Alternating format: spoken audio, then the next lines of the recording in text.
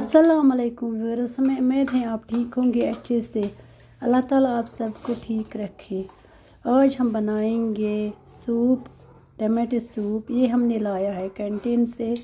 इसके लिए हमने लिया है आधा गिलास पानी। इसको हम गैस पे रखेंगे। इसमें हम डालेंगे ये सूप पाउडर। सूप ये पाउडर होता है। ये देखो ये किस तरह होता है।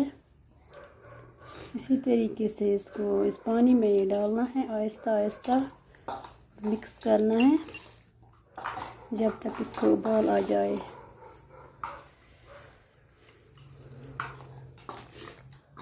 ये देखो ये कैसा होता है।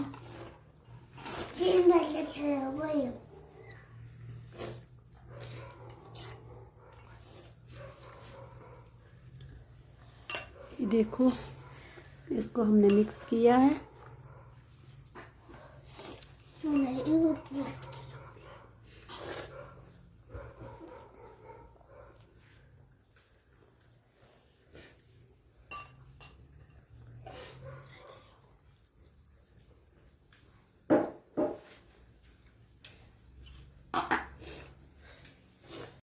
फ्रेंड्स आप देख सकते हो ये थिक हो चुका है।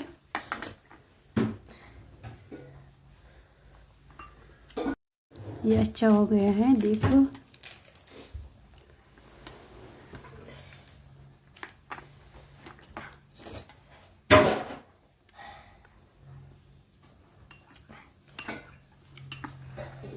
अब हम इसको ट्रांसफ़र करेंगे इसमें बाउल में।